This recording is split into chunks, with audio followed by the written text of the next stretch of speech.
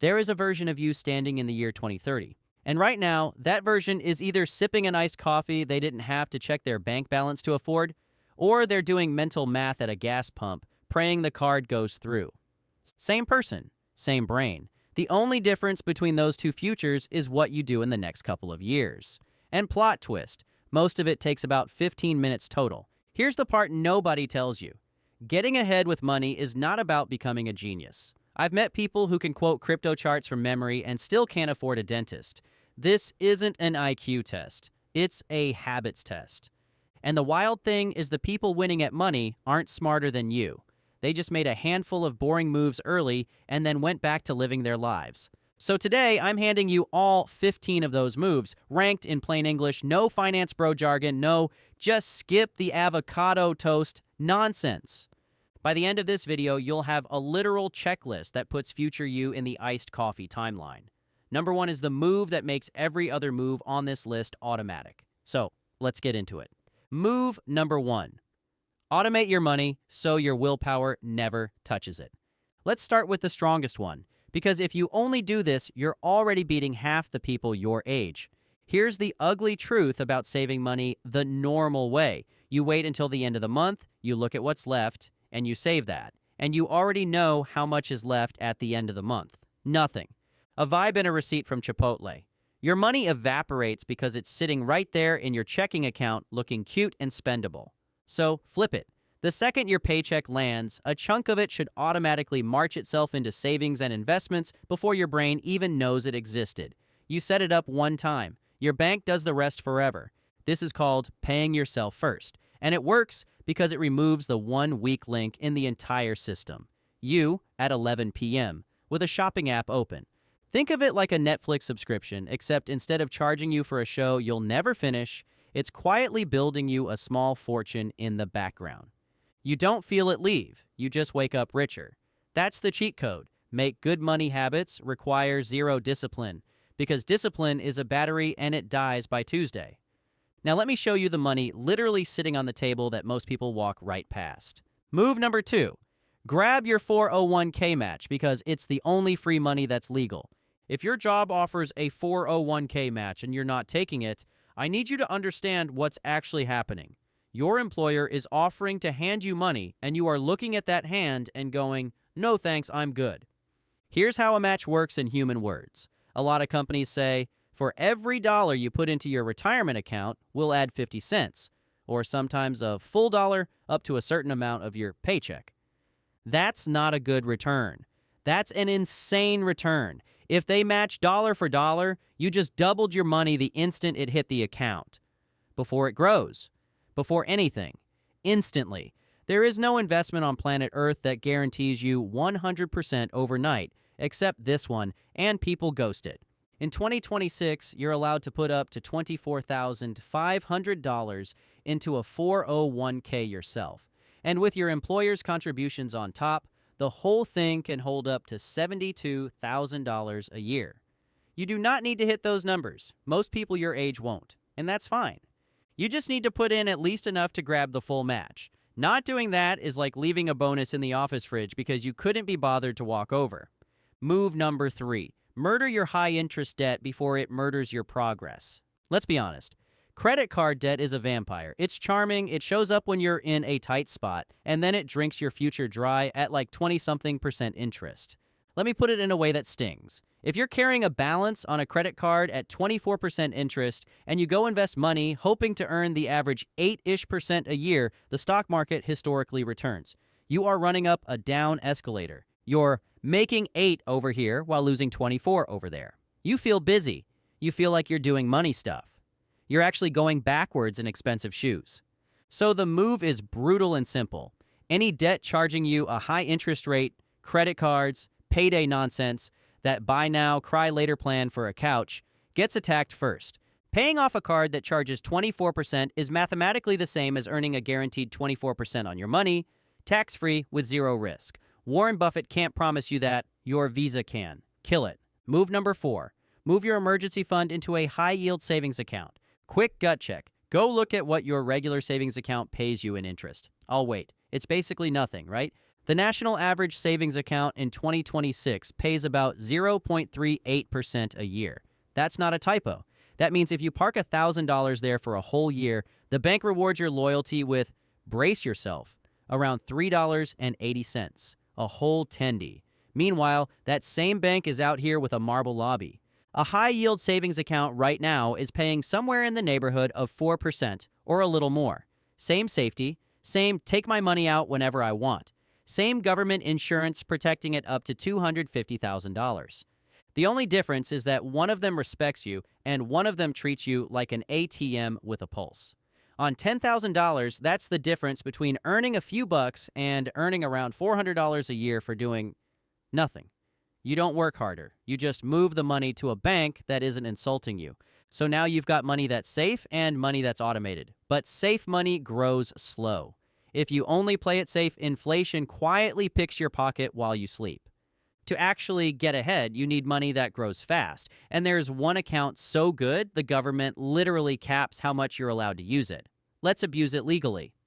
Move number 5. Open a Roth IRA and let it grow tax-free. If money had a menu, the Roth IRA would be the item the waiter leans in and whispers, "Get this one."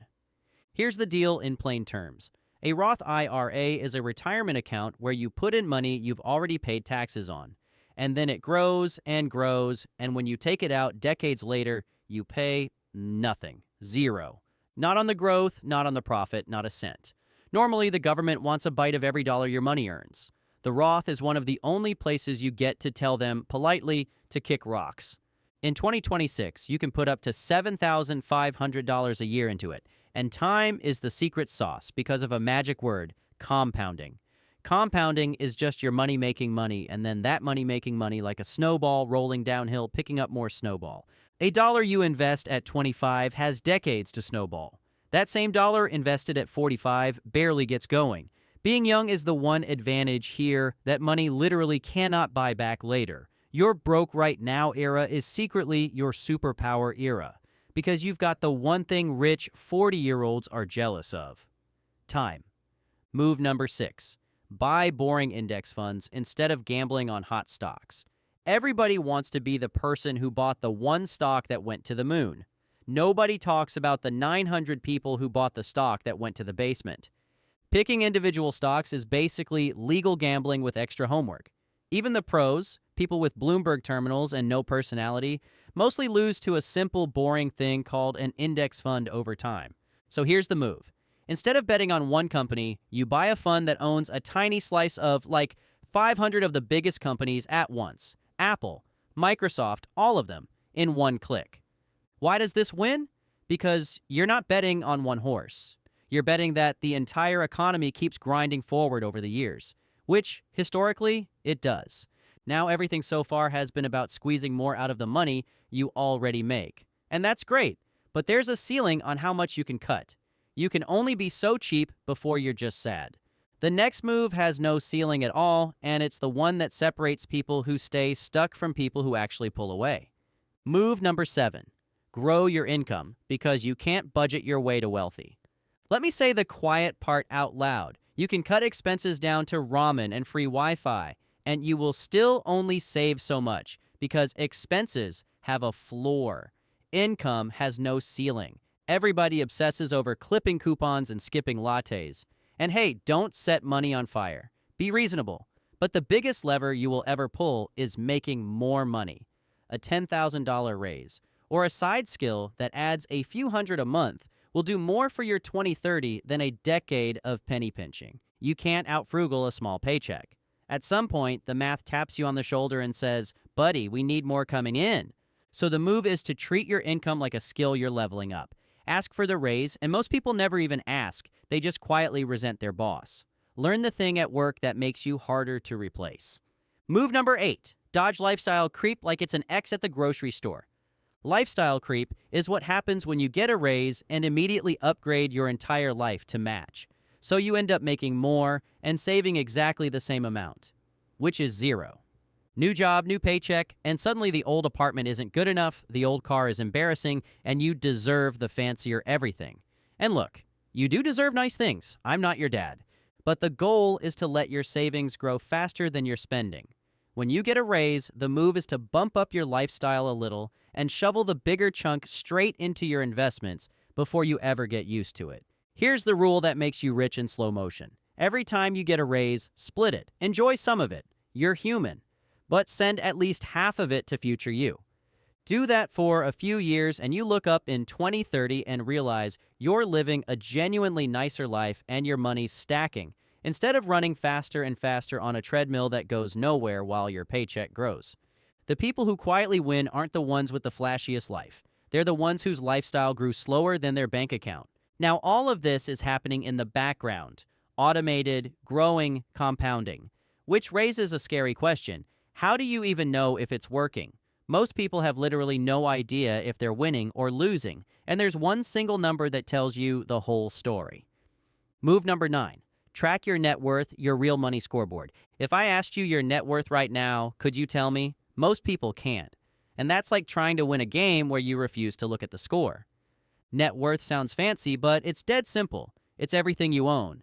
Cash, savings, investments, minus everything you owe. Debts, loans, that credit card. That one number is the honest scoreboard of your entire financial life. Not how much you make, not how nice your car looks in the parking lot. This number doesn't care about your outfit. The move is to write it down once a month. That's it. Just check the score. And something almost magical happens when you start tracking a number. You start improving it, because now you can see it. It turns money from this vague, anxious cloud into a video game where the goal is to make the number go up. Some months it dips and that's fine. The market wiggles. You're not watching the day. You're watching the trend line over years. And that line, if you're doing this stuff, points up and to the right. Move number 10. Treat your credit score like the cheat code it is. Your credit score is basically a report card for how trustworthy you are with borrowed money. And unlike your actual report card, this one follows you for the rest of your life. Why should you care? Because that little number decides how much extra you pay for basically everything big. A good score means when you eventually get a car or a place to live, you pay a lower interest rate, which can literally mean tens of thousands of dollars in savings over the years. A bad score means you pay the "we don't trust you" tax on everything forever. Same car, way more money. Because of a number. The good news is the recipe to build it is boring and short. Pay your bills on time, every time. That's the biggest piece by far. And don't max out your credit cards. Try to use only a small slice of what's available to you. Do those two things consistently and your score climbs on its own. You're not trying to be a credit genius. You're just trying to look responsible to a computer. And that computer holds the keys to a shockingly expensive part of your life. Move number 11. Audit your subscriptions and plug the silent leaks. Somewhere out there, a company is charging you every single month for something you completely forgot exists. It's fine. It happens to everyone. But it's your money, and it's leaving quietly through a side door. Streaming services you watched once. That app you downloaded for a New Year's resolution that lasted 11 days. A free trial that turned into a lifelong financial commitment because you never canceled. Individually, they're small. $5 here, 15 there, which is exactly why they get away with it. They're designed to be too small to notice and too many to track. Together, they can quietly cost you hundreds a year for stuff you don't use. So the move is a 5-minute massacre. Go through your bank statement, line by line, and cancel anything that isn't genuinely earning its spot in your life. You're not becoming a cheapskate. You're just refusing to tip companies for services you don't use. Every subscription should have to justify itself. If it can't, it's gone. That freed up money doesn't disappear. You redirect it straight into the automated system from move number 1, and now your forgotten Hulu account is secretly funding your retirement. Poetic. Move number 12. Buy things that pay you, not things that just cost you. Rich people and broke people both buy stuff. The difference is what kind of stuff. One group buys things that put money in their pocket over time. The other buys things that quietly take money out. Anything that grows in value or earns you income. Investments, a skill, a small business, a fund is on the good team. Anything that loses value and costs you money to own is on the other team. And the champion of the losing team, the poster child, is a shiny, expensive car you can't really afford. A new car loses a chunk of its value the second you drive it off the lot, then keeps sinking, all while charging you for gas, insurance, and repairs. It's not a purchase. It's a slow-motion money shredder with cup holders. I'm not saying live like a monk with no possessions. Buy things you enjoy, just be honest about which team each purchase is on, and make sure you're stacking way more players on the pays-me-back side than the drains-me side. A reliable used car that gets you to work is a tool. A luxury car you finance to impress people who don't think about you is an anchor. Choose tools. Move number 13. Get boring insurance so one bad day can't erase 10 good years. Nobody's excited about insurance. It's the financial equivalent of eating your vegetables. But insurance is the reason one terrible, unlucky day doesn't undo everything you spent years building. Think about it. You do all this work. You save, you invest, your net worth is climbing. And then one accident, one surprise medical bill, one apartment fire, and suddenly you're wiped out and back in debt. Insurance is how you hand that risk to somebody else for a small monthly fee. So a catastrophe becomes an annoyance instead of a life ruiner. It's not about expecting the worst. It's about making sure the worst can't delete your progress. For most people your age, the boring essentials are health insurance, so a hospital visit doesn't bankrupt you, renter's insurance, which is shockingly cheap and covers your stuff, and once people depend on your income, term life insurance, which is the cheap, no-nonsense kind. Move number 14. Build a second stream of income. Relying on one single paycheck is like a table with one leg. It technically stands up until someone bumps it. If your only source of money is your job, then your entire financial life is one bad meeting away from chaos. The move is to build a second stream, even a small one. It does two things at once. It gives you more money to shovel into your investments, and it gives you a safety net if your main job ever disappears. And here's the beautiful part about the era we live in. Starting something on the side has never been more possible. You can turn a skill, a hobby, or an hour of your evening into extra income from your couch. Freelance the thing you're already good at. Sell the thing you already make. Rent out the thing you already own. Start ugly. Start small. And let it grow. Your first side income might make you $12 and you'll feel ridiculous until you realize $12 is infinitely more than zero, and it tends to grow when you feed it. And that brings us to the final move, the one that quietly decides whether all of this actually works, because you can do the first 14 perfectly and still torch your future in a single panicked moment if you don't master this last one. Move number 15. Ignore the noise and think in decades, not days. Here's the final boss of money, and it's not a spreadsheet. It's your own emotions. Every day the internet is screaming at you. The market's crashing. The market's booming. Buy this coin. Sell everything. The economy's doomed. This one obscure asset is the future. It is a 24-hour panic machine, and it is designed to make you do something dramatic because your calm and boring plan doesn't generate clicks. The single biggest way people destroy their wealth is by panic selling their investments the moment things look scary, locking in losses out of fear right before things recover. So the last move is a mindset. You're playing the long game, measured in decades, and you refuse to make big money decisions based on a scary headline or a green candle. Zoom out. The market has crashed many times, and every single time over enough years, it has climbed to new highs. You don't need to predict it. You just need to not flinch and sell at the bottom. The wealthy aren't wealthy because they picked the perfect moment. They're wealthy because they stayed in their seat while everyone else jumped out of the ride mid-loop. Now, the very next video is the natural step 2. 7 money traps that keep broke people broke. Because knowing the right moves is only half of it. The other half is spotting the traps quietly dragging you backwards while you think you're doing everything right, and a couple of these will honestly make you gasp.